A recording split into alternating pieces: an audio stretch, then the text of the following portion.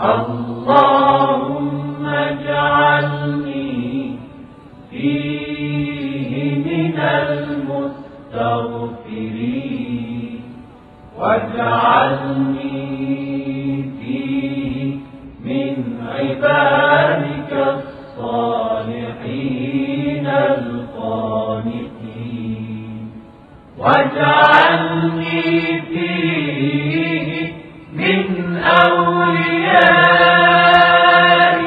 المقربين برحمتك يا أرحم الراحمين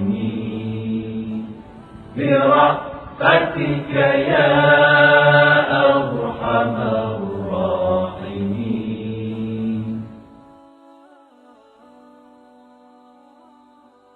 أعوذ بالله من الشيطان الرجيم. بسم الله الرحمن الرحيم. Assalamu alaikum wa rahmatullahi wa barakatuh.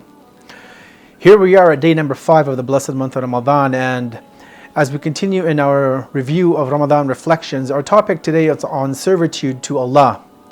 Now, literally servitude, or what is referred to in the Islamic books as ubudiyah, is that state that a believer gets into through their own hard work and perseverance to become a true servant, an abd of Allah.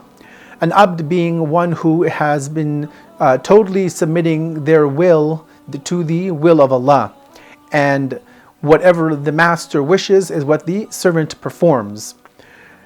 We begin with a verse of the Quran from chapter number 2, verse number 21, that's Surah Al-Baqarah, where Allah addresses humanity. Keep in mind the word humanity here, not just Muslims or the believers, but all of the entire world of creation. And He says the following. He says, O mankind, worship your Lord who created you and those who came before you so that you may become God conscious. This verse is very interesting on numerous levels, namely because of how Allah introduces this concept of servitude to Allah. And He shows us that it is not about Muslim or non-Muslim or other religions, but yet this is a human quality or human characteristic that all of us have to imbibe. That is true servitude, true worship, true resignation to the will of Allah within our lives. We have obviously many other verses of the Quran to deal with this topic, but I want to look at a few of the short sayings of the family of infallibility. May God's peace and blessings be upon them. In the first hadith we have from the commander of the faithful, Imam Ali, peace be upon him. He's been quoted as saying that worship is genuine victory. If we want to see true victory, true success in this world, it's not who wins on the battlefield, it's not who has the largest bank balance, it's not who has the most toys at the end of the game, but rather it is who can be a true servant or who can truly submit themselves and worship Allah in the way that Allah has demanded from all of His creations. Another hadith we have from Prophet Muhammad, may God's peace and blessings be upon him, tells us the following. He says, worship Allah as if you see Him. And if you cannot see Him, then know that indeed He can see you. Now we know as Muslims that it is impossible in this world or the next world to see Allah. He doesn't have a body. He's not a corporeal entity that we can look at Him, at His face, at His arms, at His hands. He's way beyond and far above such descriptions.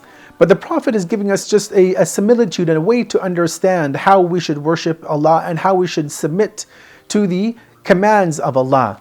That even though we cannot see Allah, but we should worship Allah as if He is looking directly at us, and indeed He is keeping His sight, so to speak, on all of His servants.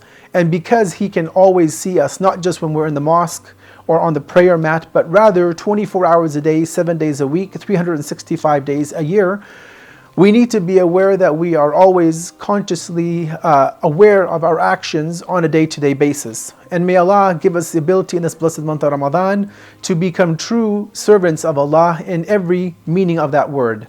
Wassalamu alaikum wa rahmatullahi wa barakatuh.